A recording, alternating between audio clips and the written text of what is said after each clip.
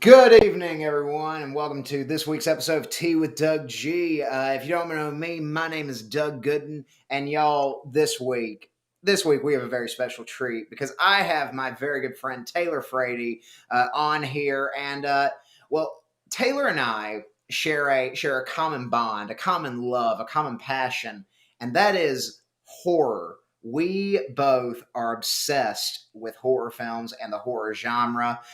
So we have got a lot of great questions about horror for you tonight. I know you're probably thinking, Doug, it's the week of Thanksgiving. I don't really care. I didn't have the show back on Halloween, so we're doing it now. But Taylor, why don't you take a second, tell everyone who you are, what you do, all that jazz. The Yeah, floor is yours. of course. So glad to be back. Hi, Taylor Frady. I am a recent UGA grad with a BSED in English education. So my day job is being a ninth grade English teacher in the middle of a pandemic. So that's a very interesting time to be in. But when I'm not being an English teacher, I do love to read. I have a pug and a black lab that I am mother to and very fond of. But I also consume a lot of horror media. And it's just been something that I've really fell in love with over the years. And when Doug said, "Hey, do you want to be on on T?" I said, yes, absolutely. I want to be on T with Doug G. So Yeah, here we are. Yeah, because Taylor, I gotta be real with you. You know, we both have a lot of friends that I know we've tried to show a lot of horror to various people in our lives, Oh yeah. and it's not been the most successful venture.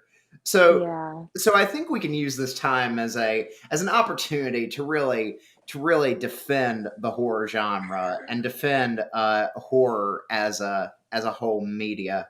Uh, However, I did say that we would be taking questions that were not related to horror, and I've got a great question to get us started off with, Taylor. It has nothing to do with horror, and Okay, let's go. it comes from my good friend Logan Player, and Logan wants to know what's your favorite salad dressing. Oh, okay. I think about this a lot.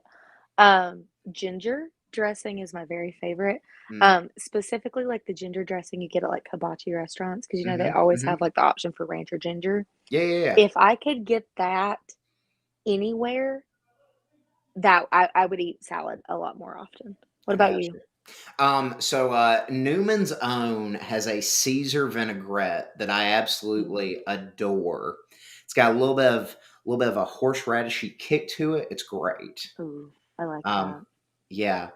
All right, I'm not gonna lie. I have other questions that don't have to do with horror, but I've got a lot of really good horror questions. So we'll let the salad Well, dressing question be the only one that's not horror. Um, I love it. The salad dressing. That's what makes it's what makes lettuce tasty. exactly, because otherwise it's green water. Um, It is, absolutely. so we're gonna get right into it, and our first question comes from a good friend of mine, Michaela Mickner, and Michaela wants to know, what do you think is a better source of scares in a horror film? Is it a jump scare? Is it something gory? Is it suspense based? Any combination? Okay, so I think I think any combination of uh these elements like jump scares, gore, suspense, if done together, it's going to make for a good movie. I feel like with jump scares specifically, I think you can get into the territory where if you use too many of them, Hmm. then your horror movie's not necessarily scary. It's just more it's relying on those jump scares. And I feel like jump scares are kind of like cinnamon in a weird way. It's like if you use just the right amount, a drink or like any dish can be really good. But if you use too much, it makes it not as good. Yeah. And like with gore specifically, there's like, you know, you get into like splatter movies, like splatter horror, which is like Hmm. specifically like movies that are super gory. And there's a niche for that. But with jump scares, I think it's harder to use those well. So I think it takes a really well distinguished, educated, developed filmmaker to use jump scares. Yeah. So I think if you can use those well, it's great. Um, I think, I guess out of all these, I would probably lean towards suspense Hmm. because even though I am a horror fan, I don't love gore. My Yeah. favorite horror movies don't are not that gory. They are much more atmospheric. So therefore, I think I would lean towards suspense on this question. Yeah. Yeah. I would tend to agree with you on this. I think when I saw this question, one specific movie came to mind, and that's Texas Chainsaw Massacre, a Mhm, movie that a lot of people have this image in their head of like this is going to be a really gory, brutal movie, and there's mhm. actually not that much blood in it. Like it's a No. lot of implied gore, implied horror. So I think you're absolutely right. A movie that can take sort of all of these elements and incorporate them into one really great scare is Mhm. very hard to do, but it's very beneficial in the long run. And, when we're talking about, like, especially movies that really, like, help the horror genre, especially in, like, the '70s, you're gonna get a lot of those that don't use a lot of gore. Hmm. I feel like I mean, obviously, it's popular, but it doesn't get more shown on screen until, like, the '80s, especially when you get into sequels, so, like, Halloween, Black Christmas, Texas Chainsaw Massacre, all of those I feel like you can watch them and then, like, as time passes, you're like, "Oh, there's a ton of gore in those." But really, when Yeah. you go back and watch them, there's very little on screen. Well, I mean, the producers of Halloween even said, we don't want this to be a very gory movie. Like No. we don't really want blood in it. So there's if you go back and you watch Halloween, outside of a handful of scenes, blood is not used that much Yeah, in it's that not film. and it's not till, like, you get to the sequel in '81 that, like, there's really on-screen blood in it. Hmm. So that's where I think, like, a better source of scares for me is suspense because Halloween, one of my favorite films, is incredibly atmospheric.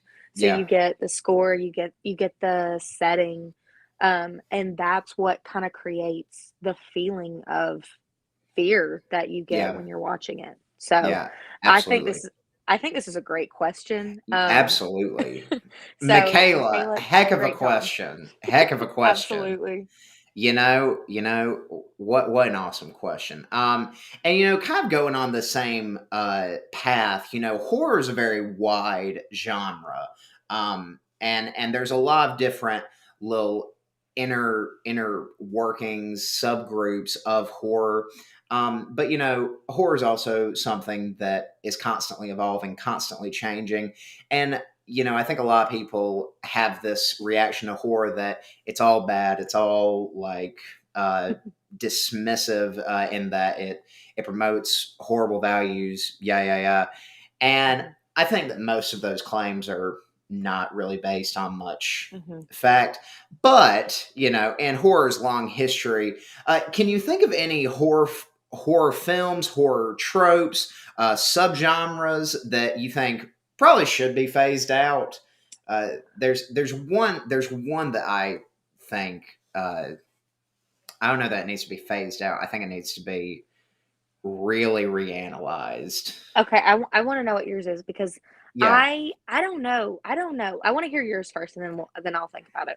So I think back in the mid '70s, you saw this huge push for movies about women who survive sexual assault. Ah, Uh, mhm.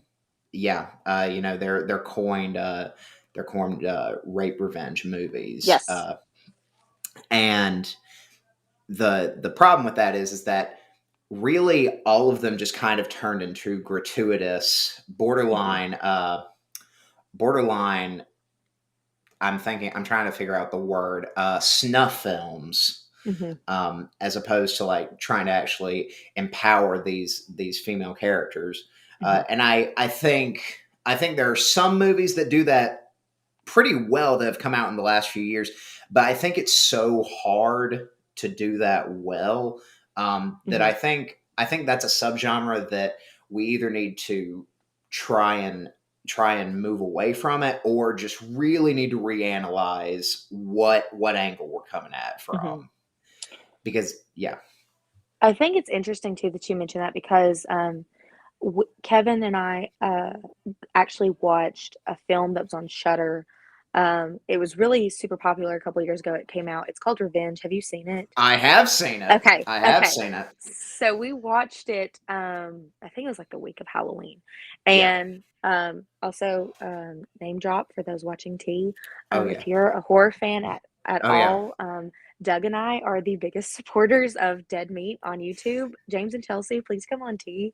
Yeah, Um, James A. Janice, Chelsea, I please come promise on you, T. I will clear up every week that y'all want to be on this show, and we can talk for however long y'all want to about horror movies. Even if I'm not on the show that week, James and Chelsea, please come on T. Oh, But please, please do. I I watched his review of it after I finished it, and I Hmm. think he made some really good points because Revenge is like an American French film. So it has like I think I think I don't she's think she's American. I think she's I think she's an American who moved to France. Okay, I okay. think because I think Um, that's how it's all, because the filmmaker and the whole crew is French, and I think yes. she is French, but she speaks with an American accent. Okay, okay, that makes sense. Um, but the director that did it is a woman. Hmm. And it's very subtly, very feminist. A lot of it obviously is told from her perspective. The shots are very like well thought out. Um, and I think there's a case to be made for those because Yeah. it's almost putting the initiative in the woman's hands rather than in the man's. Hmm. Um, and so I think for that particular movie in the subgenre did a lot for rape revenge films. Hmm. Um, it's interesting too because I feel like the first like really popular rape revenge film was Last House on the Left, which is made by Wes Craven, who like went on to do Which like a is wild, insane. It's yeah, insane when you look at his filmography yeah, because, and that movie's brutal too. Like that movie is wild. yeah, And, like, he went on to do, like, so many more things he was known for, but I feel like I mean, I'm not saying he started the rape revenge genre, but, like, that's, like, one of the first iterations that's, like, super popular in the rape revenge yeah, genre, if that makes yeah, sense. yeah. No, Um, you're absolutely right. so I think I definitely think you have a point, like, it depends on how you handle it.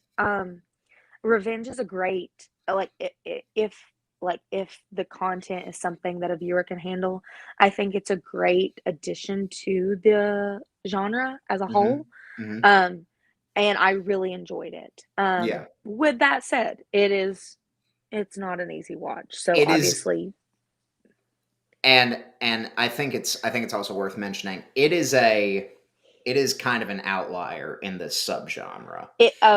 totally. It's These a are not major it's not the outlier. norm. Yeah, Yeah, it's not the norm for these. Because then, like, you have, like, I Spit on Your Grave, which is not handled like Revenge is. not Um, even close. no, and I mean, I'll say too, when it comes to horror, rape revenge is never the subgenre I gravitate to begin No, with. no. Um, I don't think I've ever met a person who says this is the subgenre I gravitate to. no, no. I think Yeah, it's and I think it's also interesting because you mentioned like we've had such a hard time talking to our friends about horror, and horror is always kind of like the butt of the joke. And I think subgenres like rape revenge are kind of what gives it that name, but I yeah, think it's also what makes horror almost endearing at times because horror is not afraid to talk about the things that are really hard to talk about in society. And I think when you're willing to talk about those subjects and they're handled well, I think there's like some really important conversations that can be had. I mean, also horror is just weird and like its own little niche, but yeah. I don't know. I mean, it's what makes it just really special and what's really fun to be a horror fan. Well, I mean, going off of that, I mean, we have this other question of why do you think it is that horror films are are so good and so efficient. In my opinion, I think they're better at discussing or analyzing sociopolitical issues more so than more mainstream media. Um, I don't remember who I saw say this. I remember reading it like ages ago when I was like much younger and like very much still like getting into the genre. Hmm. But someone wrote that when you go to a horror movie, you don't go in there thinking, "Oh, this is going to happen to me." This is like when I leave, this is what's going to happen outside the theater. So when you're watching a horror movie, you're allowing yourself to think about all the stuff that is really bad that could Yeah. happen. And it's almost just kind of like a release. Um, and I think, and I don't, it almost sounds hokey when I think about it, but I think that horror is really good at analyzing these issues because it's looking at the really bad parts of what can happen in society and saying, "Yeah, this is bad. Let's show that through a movie." Yeah. Um, and then, I think there's also it's hard in everyday life to pinpoint things as evil or like as bad. Hmm. Because I think there's so many times where in real life things come off as like a gray area. But in horror, being able to say that like this is bad, let's talk about this. I think I think that's part of the reason why horror is so good at analyzing those things. Yeah. Because it really is a genre where you're allowing yourself to look at what's bad and what's out there. Yeah. And that's allowing yourself to maybe look past the barriers of what we see in everyday life and see it for what it is, maybe. Yeah. Yeah. And I mean, I think you look at filmmakers like Jordan Peele, who said, "I will take exactly what you were used to seeing, and I'll show you where the evilness can be hidden inside of it. I'll show you I'll Absolutely. show you how it can be hidden just below the surface." Um, And I mean, I don't and I think you'd agree with me, Doug. I mean, it's totally fine to be able to watch a movie and just be like, "What the heck did I just watch?" oh yeah, Get no moral or like no life lesson from it, of course. But when you're looking at like filmmakers like Jordan Peele, his stuff is just like like laden with like yeah, stuff about society. So I definitely think that horror is the type of genre that responds to what's going on in society. hmm, You're gonna get movies um, that are dealing with issues that are going on at the time. If you look at like the '70s, you get a ton of like Texas Chainsaw Massacre, Halloween, um, very much like small towns being filled with like maniacs and yeah, everything. And I think that's a response to like the political ideas at the time. Um, Going back to Dead Meat, they have like a really great episode, like dissecting horror from each decade and like hmm, what caused it. But it's one of those things that like you don't really notice it until you really look at like what's going on in that decade. yeah, But like Jordan Peele, I think is a really great example of it, like with Get Out and Us. His films deal with current issues. And I think that's part of why horror is such a is a genre that is so often picked over. hmm, Because I think it's easy to choose to ignore those that are making a ruckus, a yeah, so-called ruckus, I guess. yeah, yeah. And I mean, you're absolutely right because I've always thought of it as the two kinds of movies or the two kinds of filmmakers that will always say whatever they want to say are horror directors and comedians, uh, Absolutely. both to their benefit and detriment. Um, uh, but yeah, I mean, I think you're absolutely right. I think you're absolutely right. So getting into what you were talking about how so many people are so quick to overlook horror movies. Uh, I mean, why do you think that in terms of award discussions, in terms of award seasons, I think back to when Hereditary came out and Toni Collette was straight up wronged by the Academy by not receiving a nomination for her performance in Hereditary. Why do you think horror has to be this black sheep of the film industry? I mean, there's always got to be a scapegoat, doesn't there? Mm-hmm. Mm-hmm. It sucks that it's got to be horror, but I think that's also kind of what's given horror that almost familial feeling is Mm-hmm. because, Yeah. if you get into horror, there's a really good chance you'll stay in horror. That's where you get like Scream Queens and these directors like Wes Craven that we're talking about that, stay in the genre because I mean, I guess for lack of a better term, it's a very incestuous genre. Like you're most likely going to come in contact with the same people you've worked with if you Yeah. go to work on another horror movie.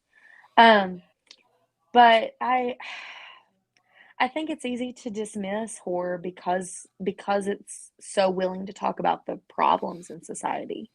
And I think that's an issue that we see throughout history is that those that are willing to keep their mouth shut are more accepted in society, and those that stand out are more likely to be ignored. And I Yep. mean, of course, like you're saying, like it doesn't mean there's not absolutely wonderful performances that deserve recognition. I'm thinking about Lupita Nyong'o and Us. Oh my gosh, Um, yes. Say, I wasn't oh that the same I year as Hereditary? I think it I think was. so. Hereditary might have been 2018, and I think Us might have been 2019, but it was probably like the same award season. Same little window of time. Oh, I mean, same situation. Absolutely Yeah. amazing performances that were ignored. Yeah. Um, well, that's like how I'm blanking on his name. The guy in Get Out, his performance was Oh, ignored, Daniel or Kaluuya. yes, or was put into the category for like comedy. Yeah. Yeah, yeah. Yeah. I mean, it doesn't mean it makes sense, but I don't know. I would love to get to see horror being taken more seriously. Um, but I think that's almost what makes it fun is Yeah. that it is ignored.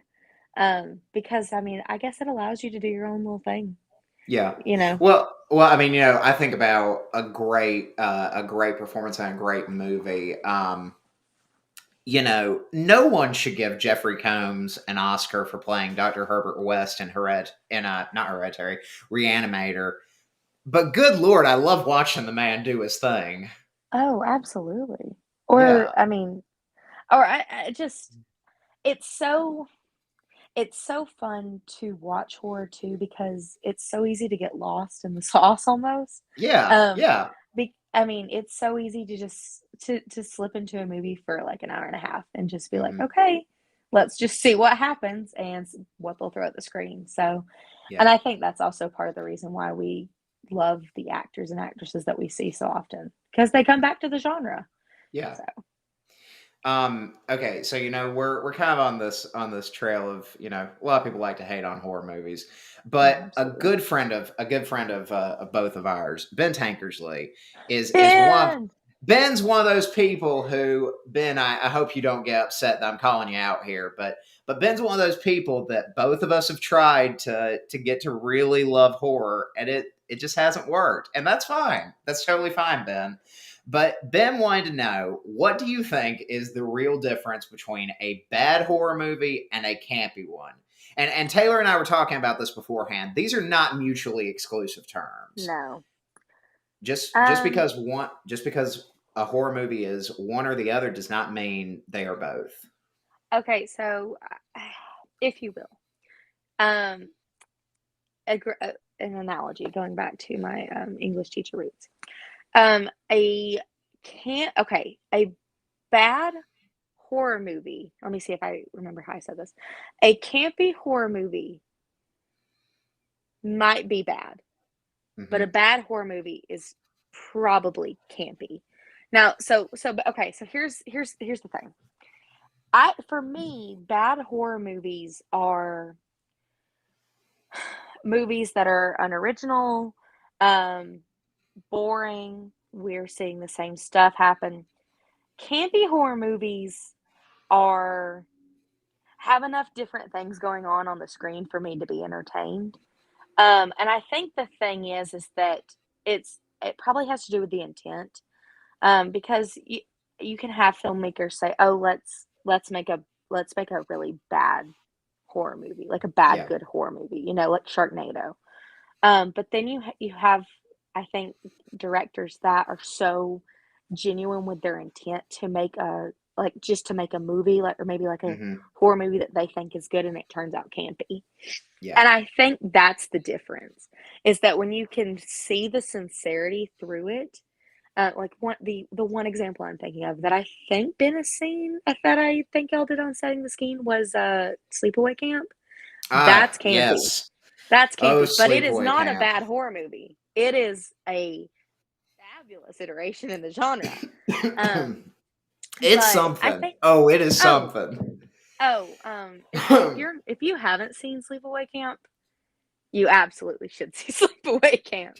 Be warned, like Oh, there's nothing I can say that will prepare you for that movie. no, Cause no, yeah, absolutely not. that movie's a lot. Also, I almost used my meeting Felissa Rose picture for the cover of this, but Ah, then yes. I did not, because I didn't think enough people would know her. AKA, go watch Sleepaway Camp. Um, well, I mean, also I think a really good distinction between campy and bad is if you want a bad horror movie, literally look at pretty much any of the Friday the 13th or Nightmare on Elm Street sequels, uh, with the exception of a couple, of just a Sure. few. Like Nightmare 2, 3, and New Nightmare are great. Uh, Yeah. Friday 2 and Jason X are something. They are Oh, enjoyable. okay. Okay. Okay. They are something. I have a really special place in my heart for like the big three Halloween, Friday 13th, and Hmm. Nightmare and all their sequels, just because I feel like that's like what really got me into the genre. But I mean, yeah, those are movies that you've got the same thing going on. Especially with when you get into Friday. Like two, three, four are just carbon copies of the original. And Yeah. it's not really till you get to like six. I think that's why part six, Jason Lives, is so beloved Hmm. because I mean, it is campy. It's very self referential. It gets into meta, but I mean, it's got different stuff going on. And I think that's kind of when you get out of bad horror movie territory. Well, I Yeah. think when you fall into the tropes that you see so often in horror movies, that's when you get into bad horror movie territory. Yeah. I think if you're looking for a horror movie that's campy but good, like literally look at anything that has makeup effects by Screaming Mad George. Yeah, yeah, yeah, And I guarantee you that will be a campy but enjoyable movie. I yeah. can almost guarantee you that will happen because Reanimator is excellent. Uh, Oh, absolutely. Society is the biggest mind trip you will ever watch.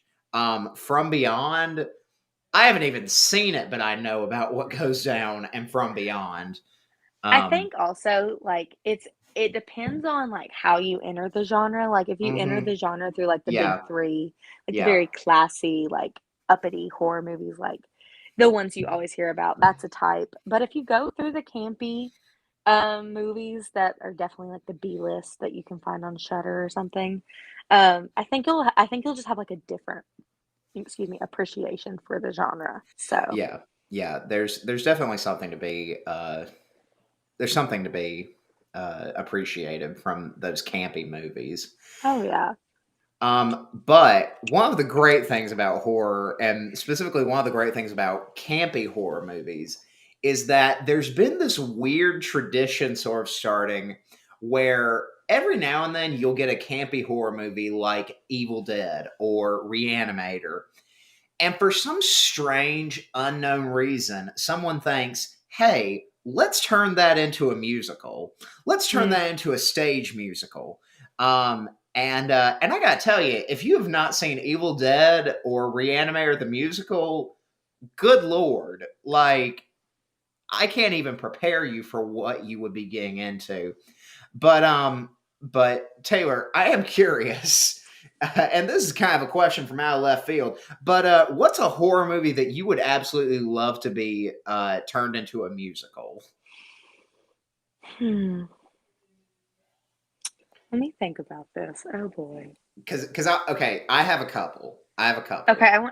I want to hear yours. Go ahead. So I would love to see Final Destination turned into a musical because I have no idea how you would do it.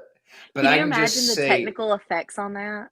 oh my gosh, it would be a nightmare. Oh, oh, it would be so special. But I would love to have like a musical number where the button for the song is it Terry? I think it's Terry. Yes, Is yes. Terry getting hit by a bus? Oh, Like absolutely. like I would love for that to be the button of a musical number, which Yes. I'm pretty sure that would be stealing from Mean Girls at that point. But Final Destination was first. Uh so I would love to see a Final Destination musical. I would also love to see, and this is kind of a stretch, I would love to see a musical adaptation of The Witch, Mm. the A24 movie The Mhm. Witch, Mhm. um, or The Vivitch. Great movie, Yeah. highly recommend it. It. Yeah, great movie. Anya Taylor Joy, Ray Fiennes, Mhm. Good movie. excellent, excellent movie. Um, And I really don't have as many points for that as to why I would love to see a musical Fair. adaptation. I think it's because I'm a sucker for uh, witch trial esque movies, Oh, and I think they are a I great love it place too to have too. a good musical. But yeah, Absolutely. those are my big two. Um, I feel like, and I know we have not talked about it yet, but my deep, undying love for Scream makes me want to say Scream. I think like the finale with like a really cool set for Stu's house would be so fun. Yeah, That would be really cool. I also think Suspiria would be an amazing one. Like the lighting would be so fun for that because it's such a yeah, beautiful movie. yeah. Um, I And Suspiria is also, like kind of built to be. Uh, oh God, yeah. even more than a musical, like I could see Suspiria being like a ballet. Um, Yes, yes, yes, like yes. like Yes. it's almost woven into that movie's DNA. Oh, absolutely. And I'm not talking remake. Let's make that very clear. Not remake. I'm talking original. I would like to I point out have that I would like to point out that when I asked Taylor to be on the show, she insisted that we point out the fact that she does not like the Suspiria remake. I hate the Suspiria remake. I wish I had the 3 hours of my life back that I wasted watching that movie. Anyways, yes, the original Suspiria as a like almost like Nutcracker ballet, but like Hmm. horror with beautiful lighting. I think that would be really fun. Yeah. Oh my gosh, and like the window crashing. Oh, it would be. Yes, I don't know how you do that, but I think it'd be so fun. I don't either, man. But you got my head spinning. I'm a sucker for a good lighting design. I know. Even though I'm not great at designing, at doing lighting designs, I'm a sucker for them. Um, but yeah, yeah, yeah, yeah. That movie is so pretty. Oh my gosh. It's Ugh. gorgeous. Um, so okay, so Taylor, you're an English teacher, and I have to say, one of my first exposures to horror was reading Edgar Allan Poe, reading a few Ray Bradbury novels that take Mm. a hard turn into these suspenseful horror genre. And I'm curious, as an educator, do you think that there should be a greater focus put on horror films and horror literature in early schooling? Um, so this is so it's interesting because I think like very often, and especially like when you get to like ninth grade, because that is the grade I teach right now. By ninth grade, the kids I'm getting are just completely uninterested in reading, pretty much anything I give them. But, you know, oh, bestie, you just don't even know. They wanna sit there and do nothing. But when it comes to, like, the horror lessons that we always do in, like, October and stuff, they're really excited about those, because it's something different. And Hmm. I think that if even if there was just, like, a more welcome space in, early schooling for just, like, horror literature at all, I think that kids might be more interested, because I think when you get into the issue of policing what children are reading, you're getting into another space of just like beating the love of reading out of them, and that's what I've tried to tell my kids is that I don't care if you're reading like a comic book, if it's manga, if it's an article like on your phone, whatever it is, it's reading to me. Um, and I don't want to have to police what you're reading. If you're reading something you're enjoying and it's the actual pros process of reading, I'm good with it. And I Hmm. think if we even just like open those gates up more, um, I mean, I think it could let in the opportunities for kids to enjoy it more. Yeah. I think when we force kids to read novels and that's all they're allowed to read in school and they're not allowed to read anything else. I mean, obviously by the time they get to high school, they're going to be uh mad when Hmm. we're like, "Okay, read something." And they're like, "Well, I don't want to." I mean, I see it happen every day. Yeah. So I think it's just creating those spaces that allow kids to pick, like the opportunity of choice. It makes a huge difference. Yeah. Yeah. No, I completely agree with you. I think that's a uh, very well put sentiment. Thank you. Went to school for Um, it. that degree's paying off. There it is. Yeah. Oh yeah. Um, so Taylor, we're kind of winding down our time here, and we've talked a lot about horror movies as a whole. But now I've got just one last question that's actually three questions in one. Okay. Um, so I'll start with this question, which is, what is a horror movie that you think everyone should watch at least once? It doesn't have to be a scary horror movie. It doesn't have to be like a suspenseful or thriller. Just what is a horror movie that you think everyone should see at least once? I feel biased because they are my favorites, but I Hmm. just think everyone should see them. I think everyone should at least see Halloween and Scream in their lifetime. Um, Particularly Scream. It is one of my favorite movies of all time, period. It's funny, it's meta, it's self-referential, it knows that it's part of the horror genre, and I think it is such a good example of why not John Carpenter, Wes Craven is such an influence in the genre. Hmm. I don't think that movie's impact can be understated for what it did to the genre. Both Halloween and Scream basically changed what the horror genre was after it came out, but Scream really did that. And I think that everyone should see it because it still works. Even came out in 96, even what, 25 years later, it still Roughly works. 25 years Yeah, later. everyone should see Scream. I will never ever stop singing the praises of that movie, of that series, ever. Well, I have to say I will also pick a movie from Big Daddy Wes Craven. I really think everybody should see Nightmare on Elm Street at least once in their life Oh, because what a good choice. it's really got everything that you could want in a movie. Like, put aside the whole horror genre, it's got everything that it takes to be a really good movie. Like, it's got Mhm, excellent production value. It's funny. It's got a strong lead, a mhm, strong antagonist. mhm. It's just a great movie. I really think everybody should see Nightmare on Elm Street once. So, Also, can we talk about how well Wes Craven writes Final Girls? oh my Like, gosh. He, Yes. I oh, rest in peace, Wes Craven. I love you so much.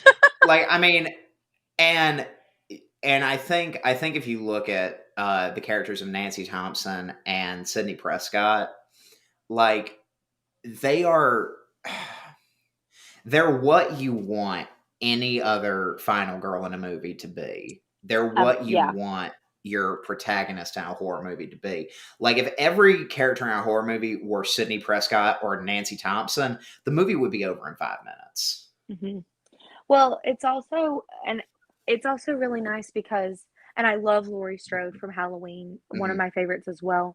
But with like Sydney and Nancy, with Nancy, she ends up going to college and getting her degree for dream psychosis and learning more about it. And then when Sydney, she ends up becoming a woman's crisis counselor. And like it's just so nice because these characters truly grow and like are willing to give back and they don't just become catatonic. And I mean, obviously, however you process grief, Yeah. go ahead. But it's so amazing to see these characters written so strongly and they're still able to take care of themselves. And I think that's what makes them such they have such appeal to come back to. It's why I Hmm. revisit both of those movies all the time. Yeah. I don't know. Wes Craven just did so much for the genre. I will never stop singing his praises. Yeah. And I mean, like, mm, they're both so good. They're so good. Okay, so last question, and I don't even have it written down, so this will be off the cuff. Um, Taylor, I know that horror is an important part of both of our lives. We both love it. We both are passionate about it. Otherwise, we wouldn't have talked for 43 minutes about it.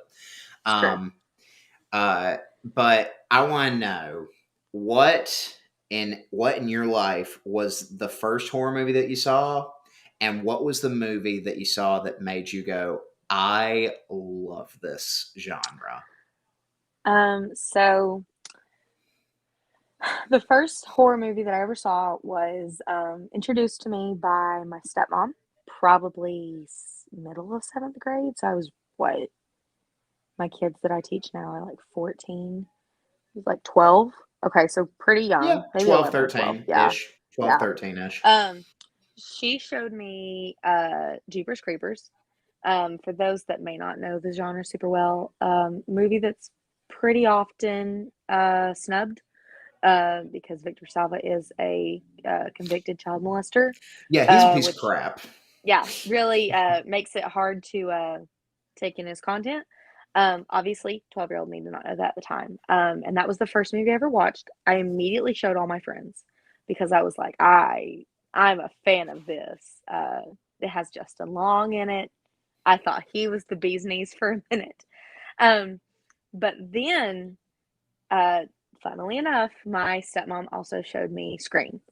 And the first 10 minutes terrified me. I stopped watching. I was like, I cannot do this because the first 10 minutes are genuinely scary. I Hmm. don't care how long, how many times you see that movie. It like the first 10 minutes are terrifying. But I ended up coming back to it and I watched it.